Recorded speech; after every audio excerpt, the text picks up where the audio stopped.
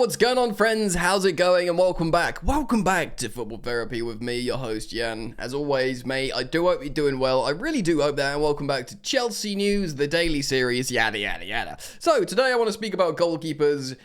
Chelsea still not wanting a goalkeeper. No, we don't want a goalkeeper. But apparently we desperately want a goalkeeper. And have done for a while. We'll look a little bit closely there. The Jamie Gittens signing closer and closer. It feels like it's never going to happen, but almost certainly, definitely will happen. Two ex-Chelsea goalkeepers slagging us off, which is always nice. And yeah, I do want to reflect on the ultimate belag of this Club World Cup draw a little bit more, because it's very funny. And it's great fun.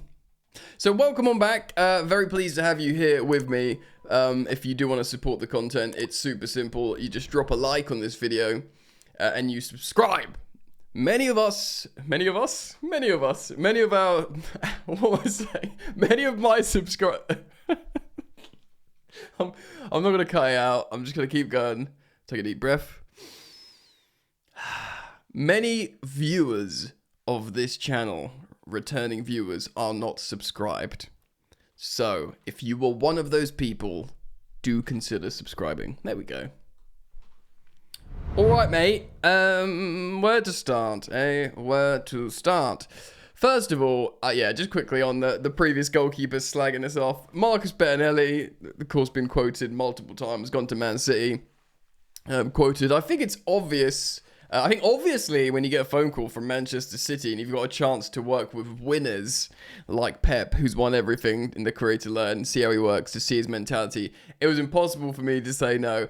I'm a little bit less wound up by this one because he's a third choice goalkeeper. It's just lip service. He played one game for Chelsea. He was clearly very happy with, his life at Chelsea, and he's, I don't mean this cynically. He's got a pay rise, he's got more money, good luck to him, great, and he's just saying the right things. No issues with that whatsoever. Edouard Mendy, of course, he went to Saudi Arabia on Al-Ahli. He was quoted this: "From the start, I always said when I left Chelsea, I knew I was joining another team where I could win everything, which was no longer the case at Chelsea." He said he left for Saudi Arabia for trophies, not money. Yeah. It's not like he was desperate for trophies. He won 3 with Chelsea. He won AFCON, of course. He won the Champions League. Let's be honest, I like Edouard Mendy. For 18 months, he was excellent at Chelsea. Probably about 18 months. And then he got benched for Kepa again. Like, my guy got benched for Kepa again. He did. We all remember it, which, is... He will forever be grateful to Mendy. We will look back at his time at Chelsea in a real peculiar way. Petr Cech brought him in from Rennes, and he had a really good stretch, and then... had this great moment winning the Champions League, winning the AFCON, and then sort of that was it. But come on, bro, you went to Saudi Arabia for the money. That's it, and this one's a little bit more disrespectful, I think, because Chelsea, since, you got, maybe he means which was no longer the case at Chelsea because he wasn't playing, because he was benched. And maybe he's sort of saying it. I don't know. It is a bit needless considering you won the European Cup at Chelsea. I'm a little bit more peeved off with this comment. And the truth is, since he's left, we've reached multiple finals. We are becoming a good team again. Heck, we've won a trophy last season. We might win, who knows, we might win the Club World Cup. A trophy that he won for Chelsea, possibly on the bench. So, yeah, a bit annoying, but, goalkeepers slagging us off again.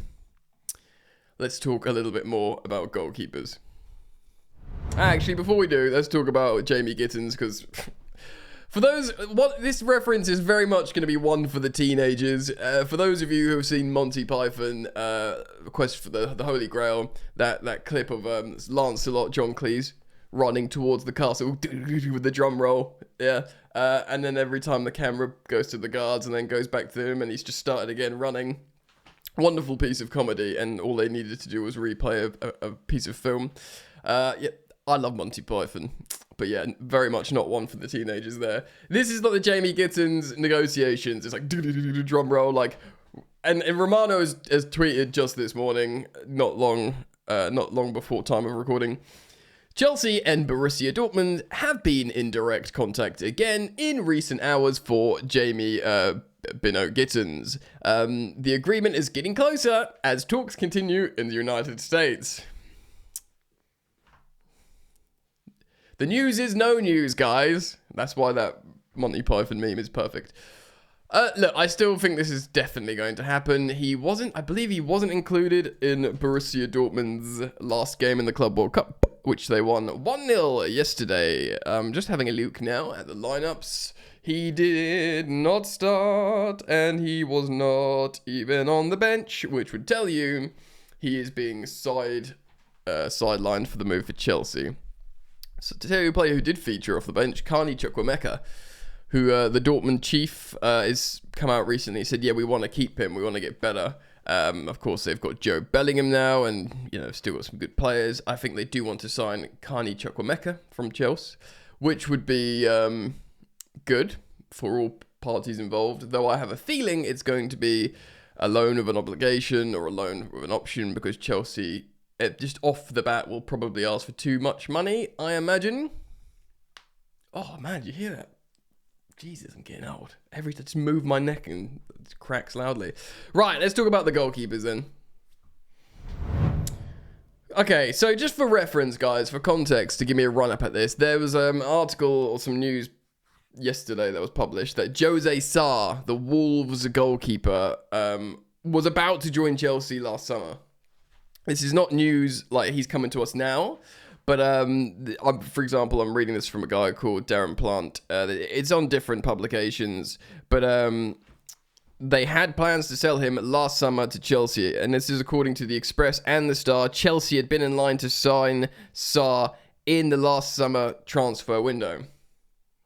Before Maresca had started work and he was lumbered with Sanchez, they were trying, even though they had Petrovic, of course, after a good loan, Petrovic had a good loan at Strasbourg, they were looking and they were lining up to sign Jose Sarr. Now, just yesterday evening, Mark Brew, or Bruss, depending on how one pronounces it, on Court Offside, it says Chelsea are back in contact over signing the experienced Barcelona star Ter Stegen. Of course, the big German goalkeeper. There's a lot of drama going on at Barcelona. I know. Shock. But apparently because they've signed, Garcia, the new lad, and I believe Szczesny's staying. I don't know for sure. But Ter Stegen, he had a long-term injury, and he's been saying a lot of stuff publicly. I think he feels he deserves better. Anyway, Chelsea are back in contact over Marc-Andre Ter Stegen after failing to sign Mike Maignan. I mean, this sort of news at this point now is washing over me. I still part of me feel like Mike Maignan's not completely dead in the water, but we will see. Because I still think I'm just so untrustworthy of these briefings, especially when, so what I essentially wanted to do for this segment is Jose Sarr, Ter Stegen, Mike Maignan, and others, yeah. Chelsea's public briefing is, we are happy with our goalkeepers. We have 400,000 goalkeepers. We're going to go in with these goalkeepers. Look, we've just qualified for the next round with this goalkeeper. We've got Mike Penders. We haven't even seen him yet. Goalkeepers. Now, I want to say I understand Chelsea taking this position because this is, of course, a public negotiating position. They don't want to be like, oh, God, we need a goalkeeper. Someone sell us a goalkeeper. Because then they'll be like, yeah, here's freaking Maignan for 30 million quid, mate. So they're trying their public position is we've got loads of goalkeepers. Don't worry about it, mate. But that's a ruddy lie, isn't it? That's a naughty fib because from last summer to this summer, there's been incessant inquiries and, goalkeeper links and talks, and that remains the case. It's not been the briefing to your Athletics, to your Ben Jacobses, to your Matt Laws of this world, because Chelsea don't want to put themselves in a position. They want Gittens to feel wanted, so get us Gittens. and that's probably why negotiations are taking so long. But I think they are straight up lying about the goalkeeper situation, and I think they really want a new goalkeeper, which I must say, is music to my ears. Because as soon as we've got, again, I've got nothing against Rob Sanchez. He can make the odd save, but there's something about, no matter what he does, even if he has a good game, he never like admits this sort of safety for me. Like I've always just felt with, you know, good goalkeepers of old, and you know, and he's just not, he's never going to be that guy. Maybe Petrovic could have had a bit of that, but I don't know. I need some guy in there that he could make a few mistakes, and I'd be like, don't worry, it is Maignan. Do you know what I mean? You just feel safer. You know they're the character that's just calm, and they're gonna emit calm up the pitch to all the young Chelsea players that feel calm because this geezer's behind them. That's simply never gonna be Rob Sanchez for me. You know, no disrespect for him. Best of luck wherever you go in your career. Yada yada yada. But for me, that's that. Okay. Now let's talk about the Club World Cup. This is funny, isn't it? Like, we got slapped. We got slapped by Flamengo. I know Nico Jackson got sent off. He had, of course, his card was upgraded to 2 games, which is not surprising whatsoever. But they were deserved winners, even though we started quite well with the goal, I suppose. They were deserved winners. I don't mean this in a condescending way, but the South American teams take this very, very seriously. I've seen loads of conflicting stuff about how many their overload is huge. Like my second channel, Football Yannick, do go consider subscribing to that if you want additional content from me on YouTube. I got lots of Brazilian fans in the comments on a video I did saying, actually, we've got the players that are red zoning, we're overloaded, because I thought they were just 11 games into their season. I think they are 11 games into their season, but their load is huge and they do a lot more travelling. So it's a fair point. But they do take this very, very seriously. It's their opportunity to give European teams a bloody nose, and they just absolutely demonstrated not just the will, of course, the ability. They were much better than Chelsea on the day. But what do they get? For that, they got Bayern Munich and we got Benfica. Now, I'm not being disrespectful to Benfica. That is a real good team. And of course, it's riddled in narrative, that tie, because they're, I was going to say their record sale, but I suppose that would be Joao Felix to Atletico, not Enzo Fernandez to Chelsea. They make a lot of peas. In Charlotte on the 28th, in 2 days, damn, we're playing them, so we of course will wreck there. And what essentially that one loss did was do the old switcheroo of Chelsea and Flamengo, and now not only do they have the harder tie in Bayern Munich, that's not being disrespectful to Benfica, they could still eliminate us, definitely, you know, all things considered.